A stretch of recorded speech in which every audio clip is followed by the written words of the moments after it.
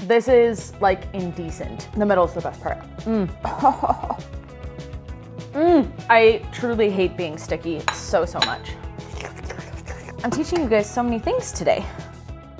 Hey my dudes, my name is Cecilia and welcome to my kitchen here in Stockholm, Sweden. Now here's the real question. Who makes the better cinnamon bun? America or Sweden? A couple notes before we get started. Both of these recipes, the American and the Swedish version, are my go-to standard recipes. But today I've changed both recipes so that they each have 500 grams of all-purpose flour. And that makes it easier to, compare, contrast, compare, contrast. I also will be mixing all of the doughs in my Enkeltrum. And just for the sake of clarity, if you are new here, I'm not sponsored by Enkeltrum, but I was gifted this machine by them. Moving on, let's make some doughs. As with literally every recipe for everything ever, there are 1,000 ways to make American cinnamon buns. You're gonna find a lot of different ratios out there in the world. My recipe is based off my Parker House roll recipe. Those rolls are super fluffy and squishy, exactly like what you think of when you think of an American white bread. I felt like that made the perfect base for the cinnamon rolls. The main difference between the Parker House roll dough and this one is that I have upped the amount of sugar, just to make them a touch sweeter. This dough is genuinely so beautiful. I love it so much. Take your dough out. And at this point, it's not that sticky, but it's definitely on the sticky side. And that's just because it has so much butter in it. And so you just kind of want to make it into a rectangular-ish shape. We want to cool it down. Cooling it helps relax the dough, relax all of those gluten proteins that have just worked so hard for you to become stretchy and elastic. And if your dough is not stretchy and elastic, then that's part of the reason why your buns are tough and dry, which is sad, and we hate that. So you want to let the gluten rest. You want to let the butter firm up, which just makes everything so much better, so much easier to work with. Into the fridge until cold all the way through. Our dough is nice and stiff, nice and cold, still pliable, but definitely stiffer. We love to see it. A little bit of flour. That was kind of a lot of flour. Oops. And we roll. You want to keep your piece of dough really long and skinny. I find it easier to roll it out this way than it would be to roll it out this way, but that's a personal preference. Also, with these American cinnamon rolls, you don't want to roll the dough out too thin. You want those layers to be kind of fat. And I always roll the dough out too thin because I'm so used to doing the Swedish buns, which can definitely be a little bit on the thinner side. Once the dough has been rolled out, spread the butter in a thin layer over the top. You want to get all the way out to the edges. Sprinkle over all the cinnamon sugar and press it in lightly. Fold the top lip of the dough down all the way across and then do it again. Start rolling the dough down, paying special attention to the sides. Once your sides are rolled, the middle will follow. And adjust as needed. Cut into big pieces. These are just under 200 grams. Remember, baked goods in America are big, beefy, over the top. I cut 8, though honestly I could have cut 12 and they still would have been chunky boys. It has been like 3.5 hours. And these guys are finally doubled in size. I just want to let you guys know, trying to make yeasted buns in the winter, it's going to take forever for them to rise. Not an hour, not 2 hours, 3, 4, 5 hours. It's winter. Okay, anyways, into the oven they go. I know that they're proofed enough because they're doubled in size and they're puffy and they're fluffy. I forgot to say that.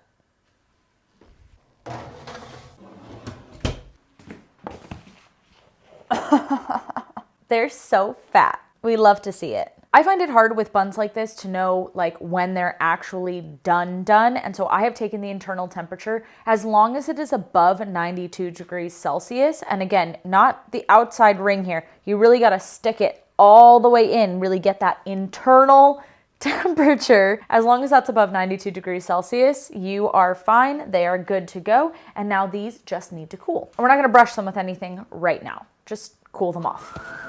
While the buns cool, make the cream cheese frosting. It's super simple, just butter, powdered sugar, and cream cheese mixed together.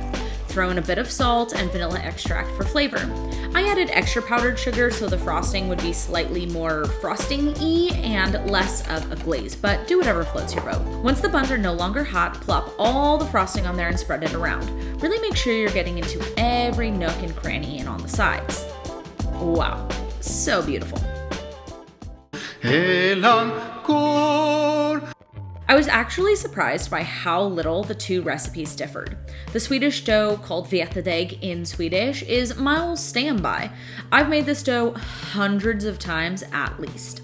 One of the key things that makes it different is the use of cardamom.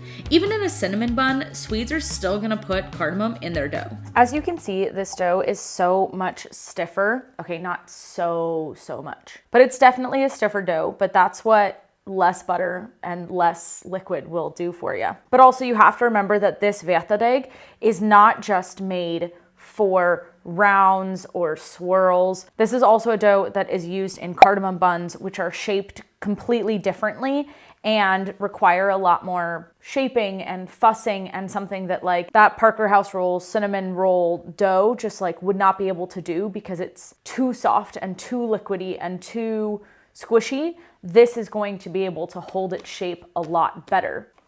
This dough also needs to chill. Again, we want to relax the gluten and chill the butter that is inside of it. Chilling these doughs just makes rolling out and shaping 10 trillion, literally trillion times easier. For the Swedish buns, I like to mix the filling into a paste. You don't actually have to do this. You could do the sprinkle method I used in the American buns, but I found the paste method to be more common in Sweden and the sprinkle method to be more common in the US. Cardamom dough, nice and stiff, but still pliable and nice to work with. Flour, and we roll. Rolling out the kanelbullar is very similar to what we did for the cinnamon rolls. You want to make a nice thin rectangle. In this case, the rectangle can be more on the square side and the dough slightly thinner. Spread all of the filling over the whole piece of dough, right up to the edges. Have the short sides facing you, and just like with the American buns, fold the top lip over, then roll, focusing on the outside edges. Slice into 80 to 90 gram pieces. Grab a couple metal sheet trays and line them with silpats or parchment. Arrange your buns so that they have lots of room to grow. Put them to bed and let them rise until doubled in size. These have been proofing for hours, but I think they are finally ready to go. I like a hot and fast bake for my kanelbullar. I do 225 degrees Celsius for between 6 and 8 minutes, and as soon as they come out, brush with egg and top with pearl sugar. I know, egg after the American mind cannot comprehend. But the egg cooks on contact with the screaming hot bun, it makes the bun soft and gives it a nice shine, and this is how I learned to do it in Swedish bakeries, and it's completely optional. If you don't like it, don't do it, and don't eat a bun in Sweden. Our buns are made, and it is time for the official taste test. These American buns are just like insane. Oh my God, it's dripping on me. Oh my God, look at that. Oh wow, that was explicit. Look at all that butter. Oh my God. I mean, that's just America right there. This is like indecent. It's so good. It's very over the top. It's very sweet. And I don't think it's actually, let me taste just the bun here. I mean, it's sweet with the bun, but the icing, the frosting, I mean, it really just puts it like over the top. I have to find a plate somehow. I truly hate being sticky so much. I don't even know what my face looks like. Do I have stuff on my face? I don't know. I'm gonna find out in post. I've taken a bun from the other tray just because I thought this tray was so pretty. All right, Swedish cinnamon bun. Also, so good.